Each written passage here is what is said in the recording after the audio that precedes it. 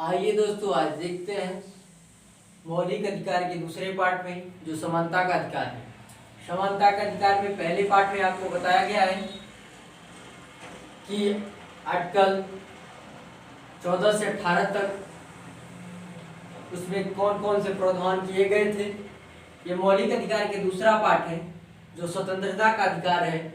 इसमें पहले पार्ट में मैंने आर्टिकल 19 को विस्तृत रूप से बताया है, जो कि उसके 19 के मूल संविधान में 7 थे, वर्तमान समय में 6 हैं। उसको मैंने अलग अलग पार्ट में आपको बताया है, जो इसके पहले वाले वीडियो में बताया गया है।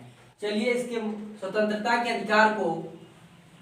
अधिकार के दूसरे पार्ट को हम इसमें 19 को देख चुके हैं। अनुच्छेद 20 और 21 और 22 के बाद 22 के बारे में बात करेंगे।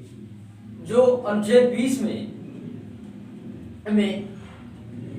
20 में अपराधों के लिए दोष सिद्धि के संबंध में संरक्षण, तो अनुच्छेद 20 में बताता है कि दोष सिद्धि के संबंध में संरक्षण जो हमारे मौलिक अधिकार से मिला है, किसी व्यक्ति को एक अपराध के लिए सिर्फ एक ही बार सजा मिलेगी, अन्यथा नहीं मिलेगी।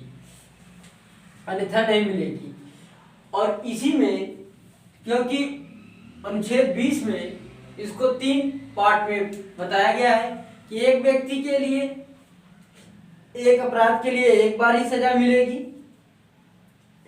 और जो व्यक्ति गिरफ्तार होता है, ठीक है, जो व्यक्ति दोष सिद्धि के रूप में गिरफ्तार होता है, उसके या पहले के अपराध या बाद के अपराध के आधार पे उसे सजा नहीं मिलेगी, ठीक है। और इसमें तीसरी बात की गई है, न्यायालय के द्वारा किसी व्यक्ति के अपने ही विरुद्ध में गवाही देने को कोई मजबूर नहीं कर सकता। अनुच्छेद 20 में ये 3 बात बोली गई है। चलिए अगला अनुच्छेद देखते हैं। अगला अनुच्छेद है 21। इसमें बोला गया है प्राण एवं दैहिक स्वतंत्रता का अधिकार।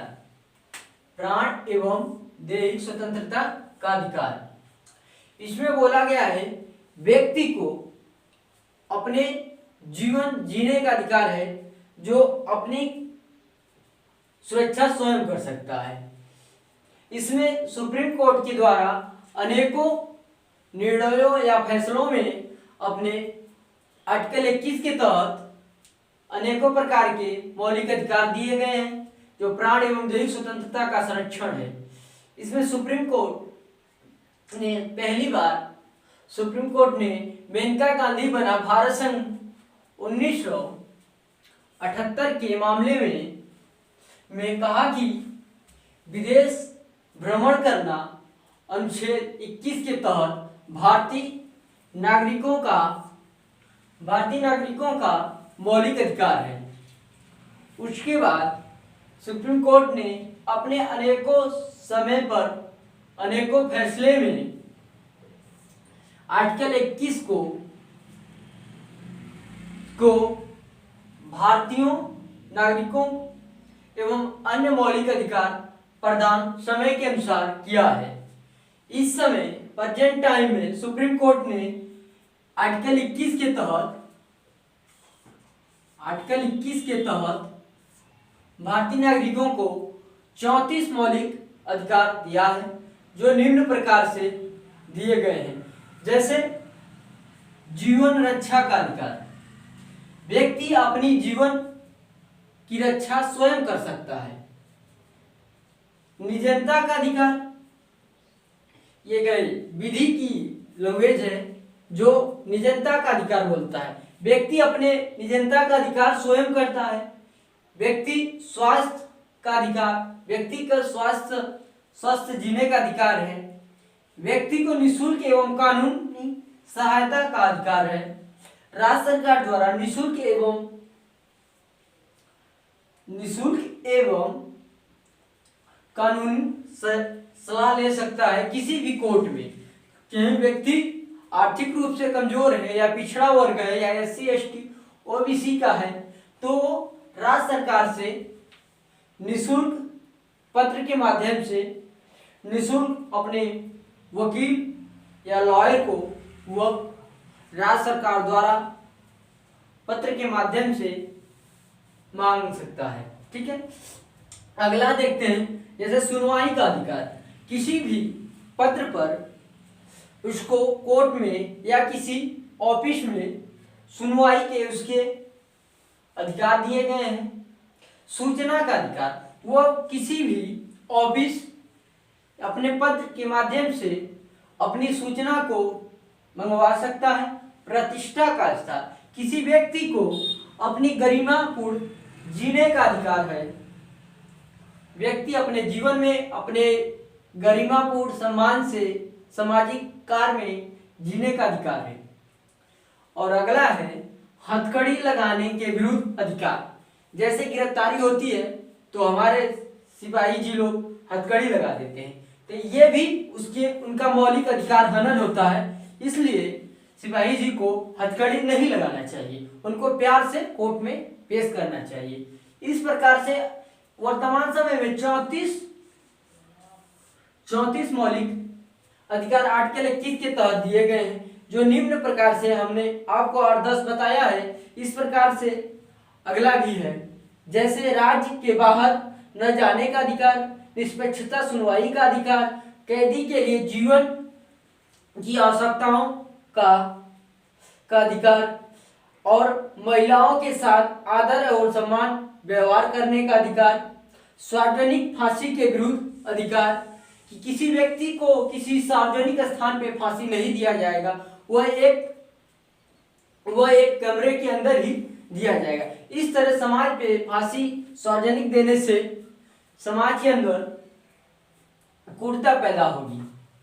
इसलिए कहा गया है कि आप एक किसी कमरे के अंदर ही देंगे। संयम का अधिकार है, जैसे संयम का अधिकार भी है आर्टिकल 21 के तहत। शोर प्रदूषण से मुक्त करने का अधिकार है। बिजली का अधिकार है। कोर्ट के विरुद्ध अधिकार है। जीवन बीमा पॉलिसी के विनिमय का अधिकार है।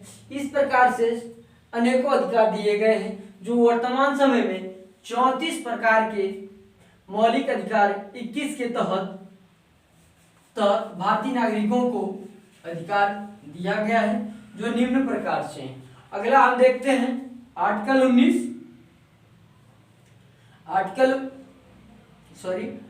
21A में शिक्षा का अधिकार है, जो 86वां संविधान